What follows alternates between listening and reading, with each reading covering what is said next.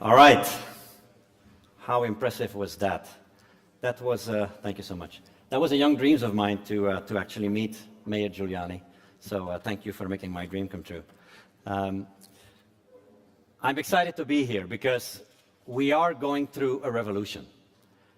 And I think it's time that also lots of areas in Europe are starting to taking advantage of it. So what I call it is a perfect storm. And you wouldn't say that there's a perfect storm brewing with today's weather here in Berlin, but there is a perfect storm brewing out there. First, the Internet of Things. Connect the unconnected. That's what we're talking about. Today we are connecting 15 billion things. Just think about that. 15 billion things. From your phones, to your laptops, to your IP phones, to your televisions, to your set-top boxes, to your Teslas, everything gets connected. But it's just 15 billion. In 4 years, it's going to be 50 billion. In 2030, it's going to be 500 billion. And that's not me speaking as a guy who likes to make the economy work. It's the reality of the day. And it's happening today in cities. You heard Mayor Giuliani. I was 12 years for Cisco responsible globally for the smart city business. So I know a thing or two about smart cities. And I've been working with his administration actually in New York. But it's interesting to see what's happening out there. We believe it's time that it starts to also happen in here. Because the buildings, the way they are built today, are kinda, you know, we have been building them for a long time like this. And we talk about smart buildings. But what smart buildings really are is a combination of many different proprietary kind of implementations of technology where we try to glue them all together and we try to come out with something we can control from one screen. That's not a smart building to me. At the same time, people want to work differently. People want to have a combination of working from home, and when they come to the office, they don't have a fixed desk anymore. They come to the office and they look for the work area they need right now. If I want to collaborate with my team, I need a collaboration area. If I want to work silently and I don't want to hear phones, I go into a room where I don't hear those phones. So you basically adapt your way of working to what you need right now. Now, the revolution is being helped, and the revolution is helped by lighting. Lighting is evolving tremendously from traditional to LED lighting. And this LED lighting is actually helping us to make that step faster and actually more connected than we might think. Now, if you look at it, the way buildings are being built today on the right-hand side is typically still in silos. Yes, you do have a fire system. Yes, you do have a system to control things in your building. Yes, you do have a lighting system, but they don't work together seamlessly. Today, in the IT space, we talk about open, standards-based communication. That's why you're able to have so many phones or so many applications on your phone. By the way, 15,000 new applications every single week.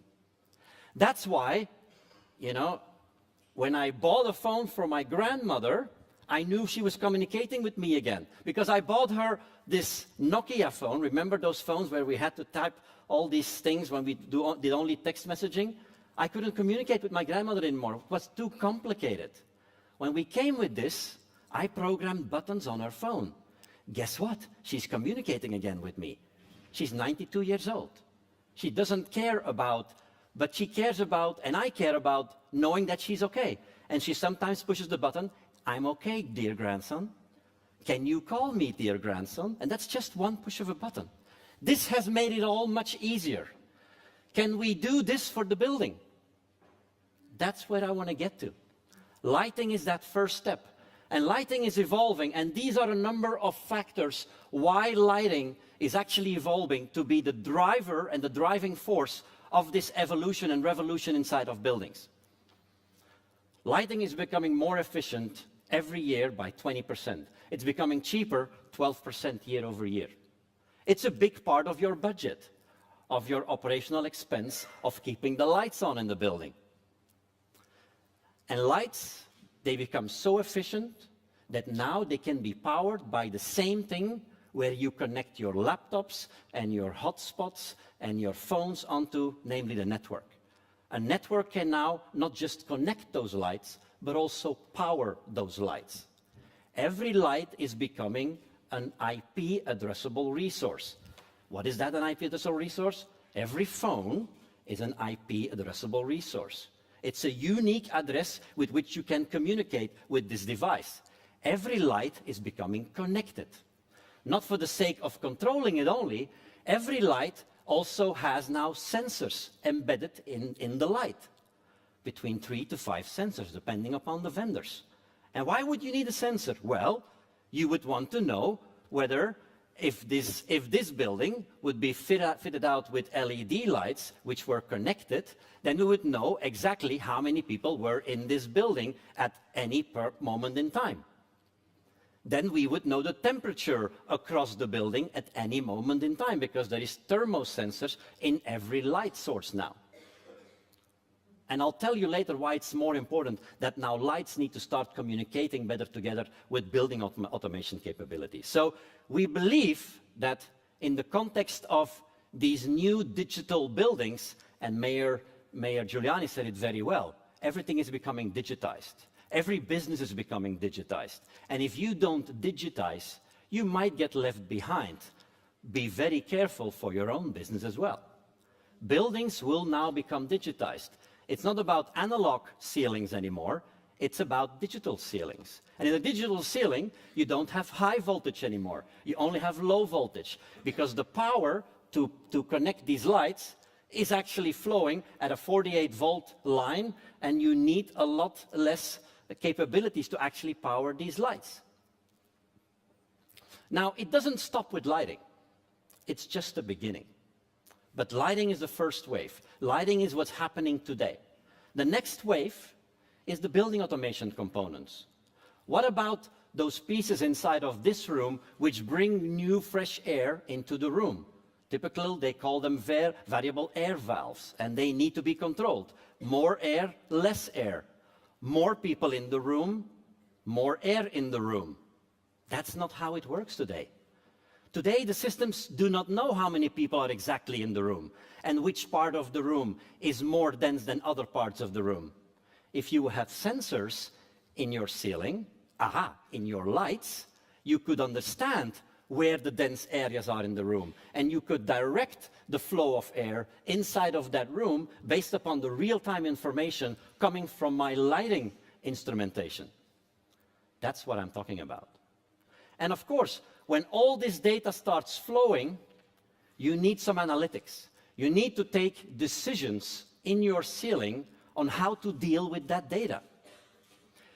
And if you have all that data, you could create new applications. People could start to create new applications on top of their own instrumentation inside of a building. And that's the togetherness of these capabilities is what we call the digital ceiling.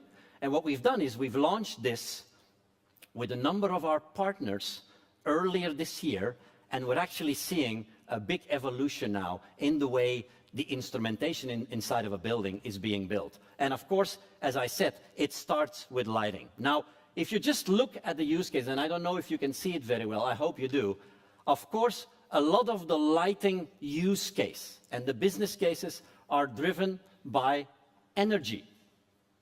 And if you only do it to save energy, that's good enough. How much energy do you save?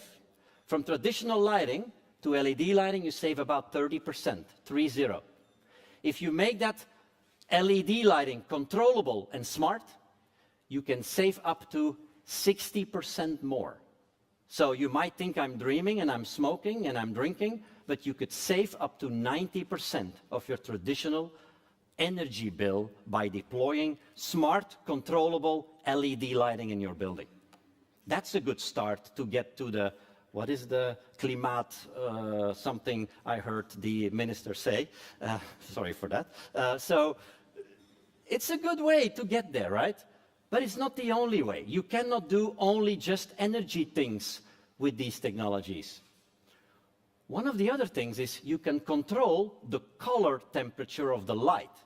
It means that you can have yellowish white light and you can have very white light. By the way, your phone, when people tell you not to actually look at your phone before you go to sleep, it's because the light in your phone is too white, it's too blue. Sometimes they call it blue as well. This white light or circadian rhythm, or the ability to change the light color of your building, is very important. I'll tell you a story why. In Miami, the schools do not have windows. Why? Because there are hurricanes every so often. And if there would be windows, they would close the windows every single time. So they've decided, as a rule, Miami doesn't have windows in schools. I wouldn't want to be a student in Miami because you sit there every single day in this kind of light. Unless you can color tune that light. Unless you can change the light and vary it as if it was a natural day. And that's what we've done. For a year, we've compared two classes. They were not aware of this. And we've changed the light temperature throughout the day, the color temperature, without them knowing. Guess what? Results of that one class were 15 to 20% up versus the other. Because if you in the afternoon tweak the light to make it a little bit more focused and white, then you can actually change that color temperature to a way that you can control the abilities and the focus of the people. You can do the same thing inside of an enterprise. There are studies out there which say that productivity of the people can increase by 10 to 15% by giving them the right set of light capabilities within a room. Anyway, last but not least, everything around that sensing. Every light now becoming a sensor, sensing people, sensing temperature, sensing CO levels by the amount of people, breathing and coming out with their CO levels is actually a very important way on how to deal with these kind of use cases. And I'll give you a number of examples right here, right now. So in our company, Cisco, we have a big headquarters in the US. And we have one rule. If we come out with new technology, the CEO always says, I want to test it first. And if I like it, you can continue. And if I don't like it, it's going to die. So what we did is the CEO said, you can take away my office and you can take away my entire executive management offices. And so we did. And we gave them these bookable or reservable offices, which they use until today. It's now in use for about 9 months. And so what happens is, when the CEO comes to work, he goes to a floor, the 4th or the 5th floor of Building 10 in San Jose in California, and he selects the type of office or environment he wants to work in. Does he want to work in a closed office? Does he want to work in an open space where he needs to collaborate with his peers? Does he want to work inside of a place where he needs to have video conference capabilities? And that's what happens. And when he selects that place now personalizes to him, because we know what he likes. We know he likes yellowish white color. We know he likes 21 degrees Celsius. We know he likes open blinds or open shades. And the environment adapts to him. The environment adapts to him in a way that, the room personalizes around the person. And not like today, where if I come into my office, I have to, or in every room inside of the workspace, I have to adapt the room to me. And that's what's happening now. These personalized spaces, they're personalizing around you, and of course, through an application, you can now change whatever you want in that room. That app knows that you are there, that app knows that you are in that particular room, and you can change color temperature, you can change temperature of the room, you can actually do whatever you want in that room, because we've connected the abilities of the room together with the rest of the capabilities inside of your building.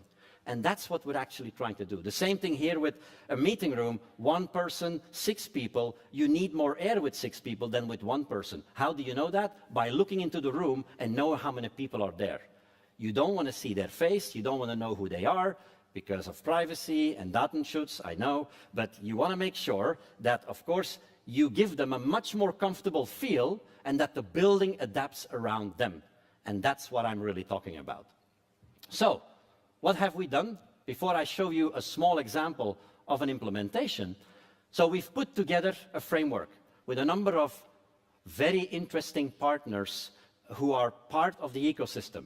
It's not only Cisco who makes this happen. We are connecting the unconnected.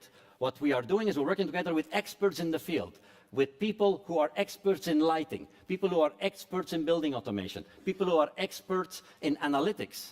We're putting them together and we're creating new business and use cases. And of course, we want to do that in an open, standards way.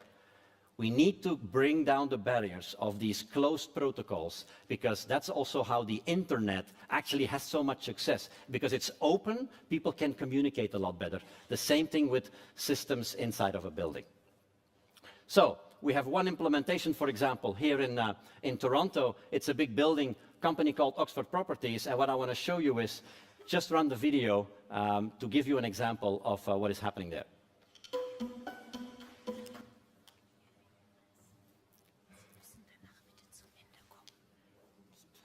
It's time, the last time. Can you start it again?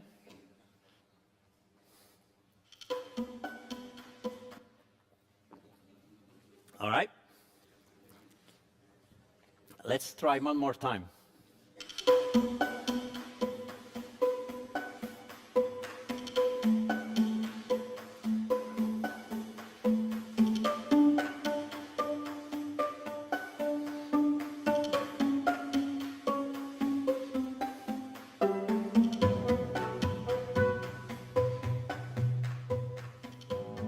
There's a revolution going on in the workplace.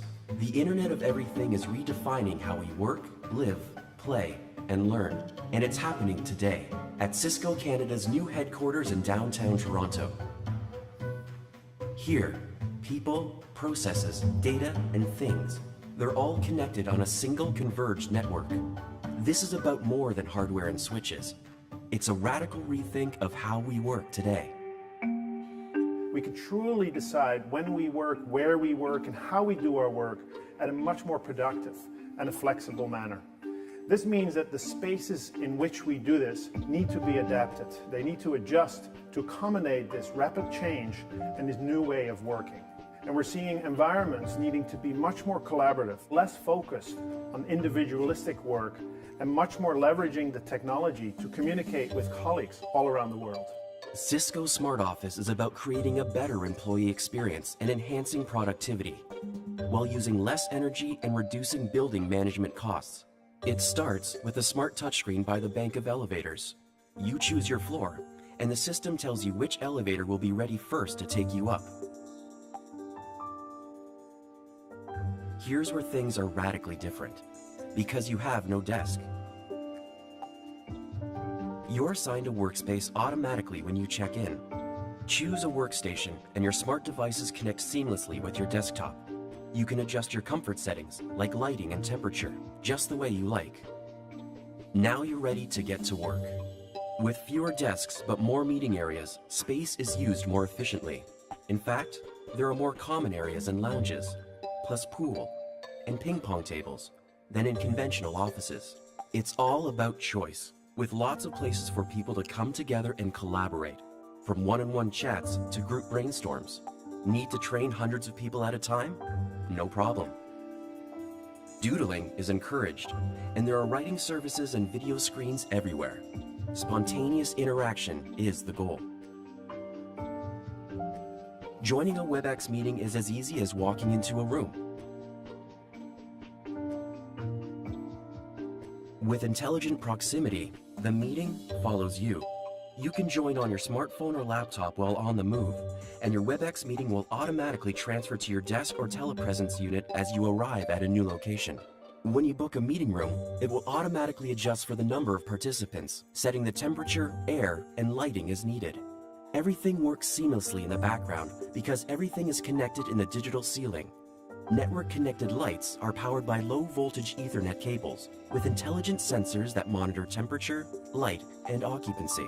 Climate settings are continuously adjusted based on need, anticipating rather than reacting to demand. A few things are changing from our perspective. One is the demographic of the folks that are joining us. So basically a blending of their social life and their work life. And we're endeavoring to use different technologies and be flexible as to how we work to allow them to do that, allow them to be productive in the manner that they're used to. People are more and more demanding to be able to work flexibly wherever that is. They may not be here 9 to 5, but they certainly work long hours. They don't necessarily need to be sitting right in their office to do that. And again, we're endeavoring to allow folks to do that with the use of our technology. Technology connecting people to the things that matter so they can simply work better. That's Cisco's vision for the office of the future, made possible today. Cisco, we're ready. Are you? And that's it. Thank you so much.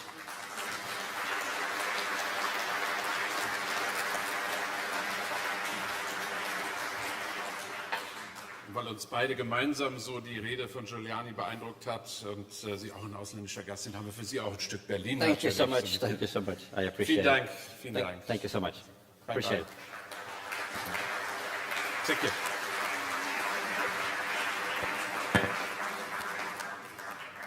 Thank you. Herr Baekelmans, ich danke Ihnen auch und ich kann vielleicht im Namen aller sagen, schöne Grüße an Ihre Großmutter. Schreiben Sie ihr doch, sie kann auf Ihren Enkel stolz sein. Thank you. Vielen Dank. Dankeschön.